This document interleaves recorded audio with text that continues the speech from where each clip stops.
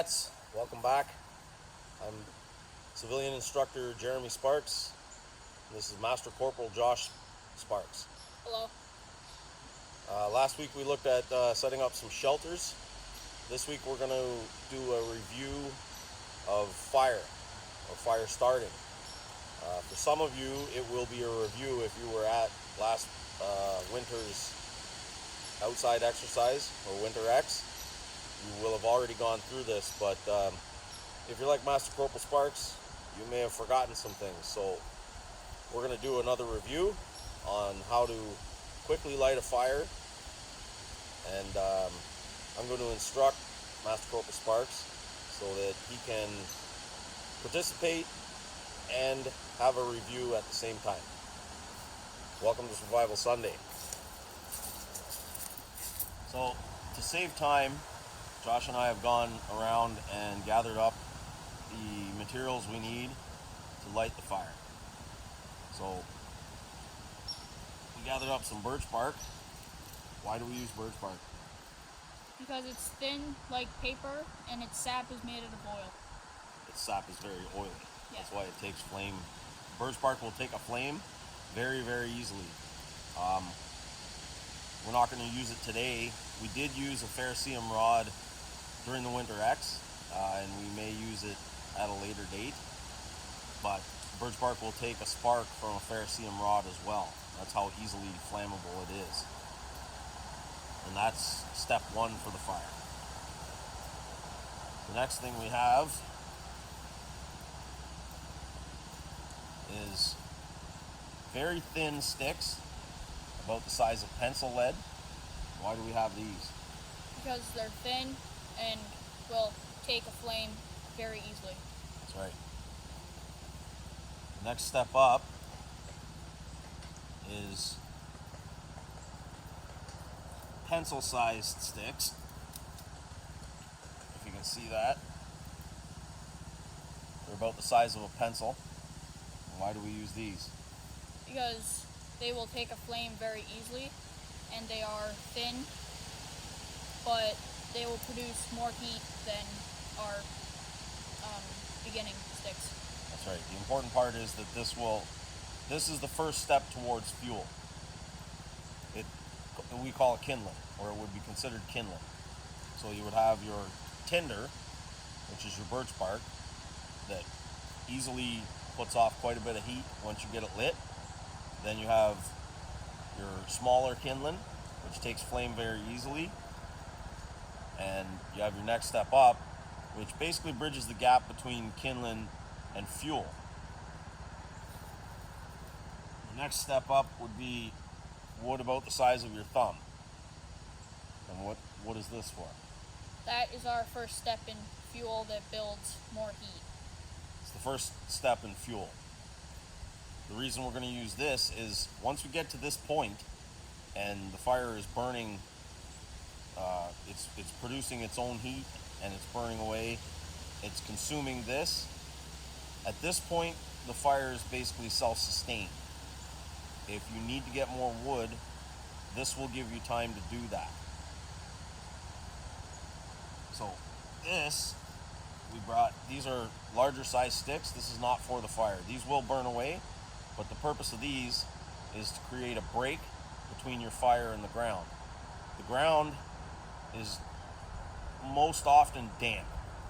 Regardless of season, if you scrape away the leaves, which we're going to do shortly, the ground underneath is damp and it's also cold. What are the three things that a fire needs to survive? Heat, fuel, and oxygen. Very good. So the first thing we need to do is scrape any combustible or burnable material away from where we're going to light the fire.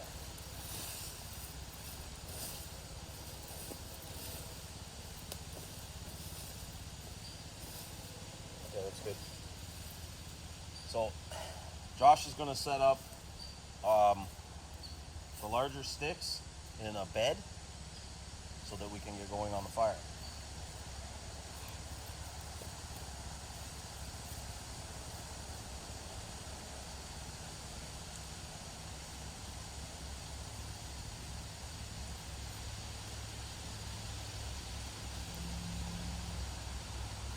we have one more stick here, a larger stick.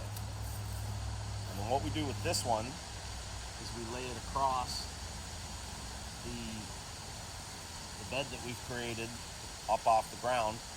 And the reason for it is we're going to light the fire here, and this stick will allow our kindling not to touch the tinder. Because if you get your tinder lit and then you just drop a whole bunch of wood on it, you could put it out. And in a survival situation, if you've only got one chance to get this fire going, you want to do it right. Okay, pull that over towards you.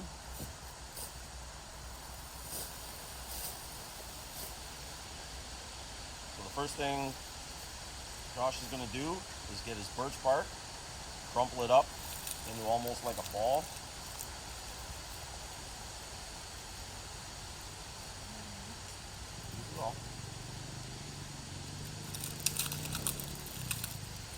A good way to, this birch bark is pretty dry, so a good way to ensure it's going to definitely take a flame is to roll it in your hands a little bit. It breaks down the fibers and exposes a lot of small edges.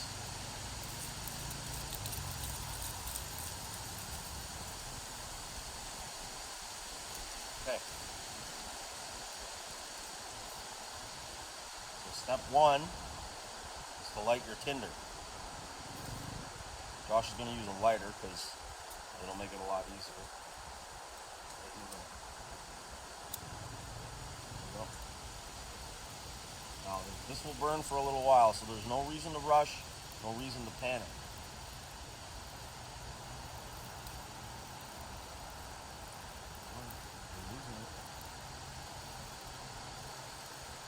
You want to try to spread this out a little bit so that the flame and the air can come up through the wood.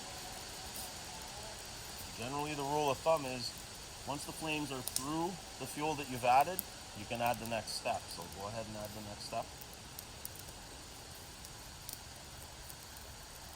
Now Josh is going to break this handful into two piles, and he's going to lay it like an X over top of the fire that we have already going, because we don't want to choke the fire. We don't want to starve the fire for oxygen.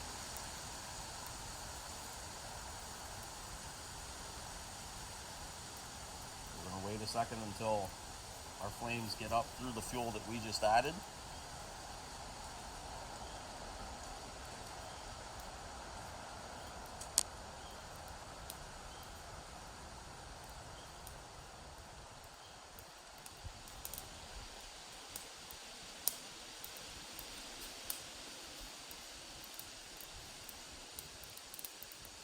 So now you can see the flames starting to come through the fuel that we just put on.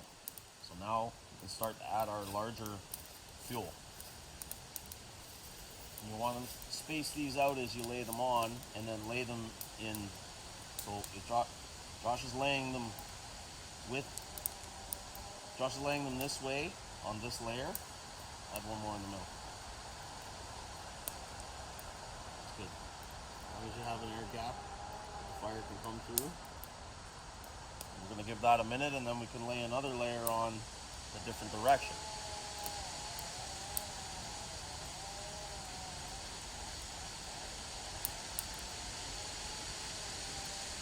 Are you good to go now? Yeah. So go ahead and add your next layer.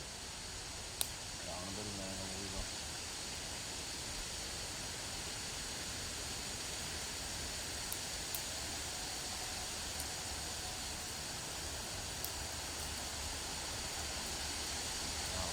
See, we got a bit of wind up here.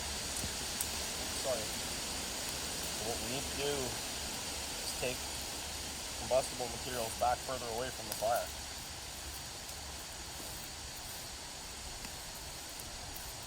Very important when dealing with fire, especially in the wilderness, that you are always in control. If you let the fire get out of control, you could be in a very dangerous situation.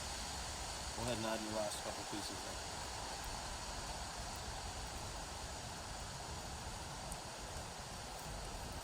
So this would now be considered a self-sustaining fire. All all three types of fuel that we've added to the fire so far are burning.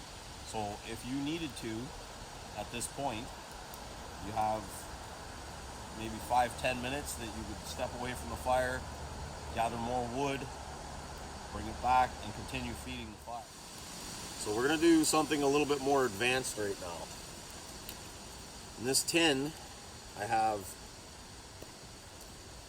some char cloth. And what char cloth is you take 100% cotton material, put it in a small tin like this, you poke a hole in the top, close it up, and put it in your fire. And once it's closed and you put it in the fire, the material inside here will burn. The gas will escape from the hole that you poked, and a little flame will stay on top of this tin. Once all the material is charred, the flame will go away. You pull the tin out of the fire and let it cool. This is what you're left with. The purpose of this stuff is it will take a spark from a ferrocerium rod. It will take a spark from a flint steel. And sometimes, I'm going to try and do this without actually lighting the flame. Sometimes it will take a spark off of a Bic lighter. So that'll smolder away for a while. So you don't really need to panic. That's burning right now, or it's smoldering. It has an ember on it. And what you do with this now, I've made myself a bird's nest out of cedar bark, crushed up cedar bark, and crushed up birch bark. So you put your ember inside the bird's nest, you fold the bird's nest around it, and you blow.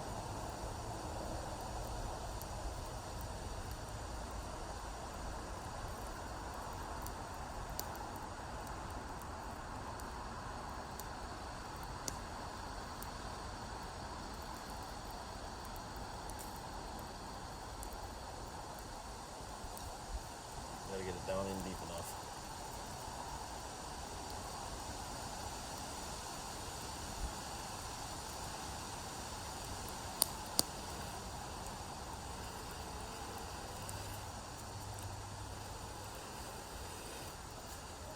There you go.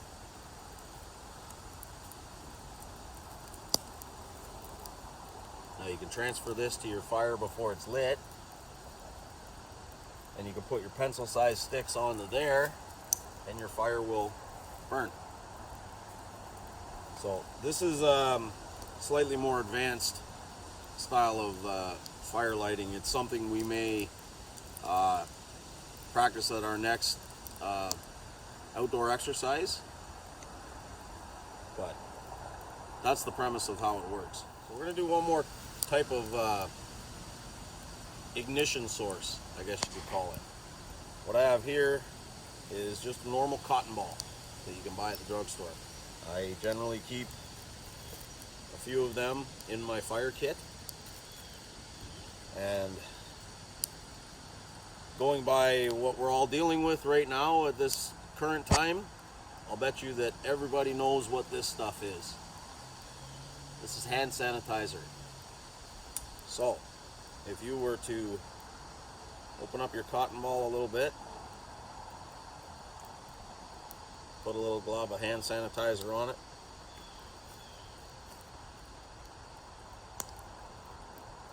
work it in so the hand sanitizer absorbed into the cotton ball. Now I'm going to put this on the back of my metal tin, and you'll see why in a second. This is our ferrocerium rod that we used at the Winter X. And this is the knife we used for batoning at the Winter X.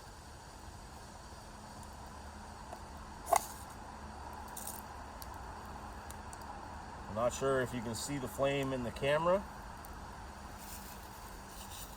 but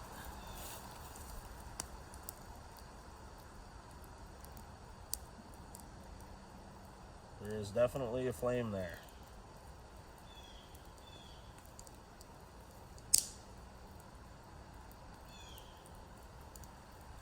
Can you see the flame? Alcohol burns with a blue flame, so a little bit of orange that you see there is because of the cotton ball burning away. But if you look now, that's been burning for about a minute. So the alcohol and the cotton give you time to get your tinder lit, or your kindling lit. So that's our video for today. What I did was I took my boot and I pushed a bunch of dirt into a ring around the fire, and Master Sparks is going to douse the fire with water that we brought up to the camp, all the way around, all around the outside.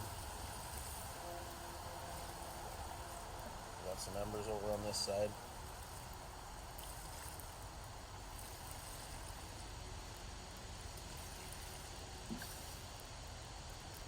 Dump it all.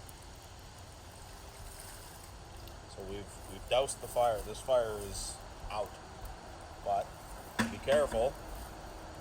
For cautionary reasons, we're going to use the dirt that I pushed around the edge and cover the fire up.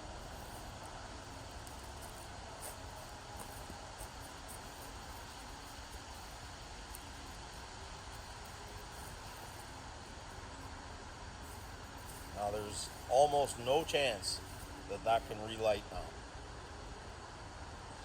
When you're dealing with fire, especially in the wilderness, you have to be extremely careful, because a forest fire, which could potentially cause you a great deal of injury, possibly, unfortunately, end your life. Fire is one of the most dangerous elements, but in this country, in Canada, especially in the colder months like now and moving into winter, fire can save your life. So it's a skill that, in my opinion, everyone should know and should try their best to master, because someday it may save your life. That's our video for today. Thanks for joining us. We'll see you next weekend.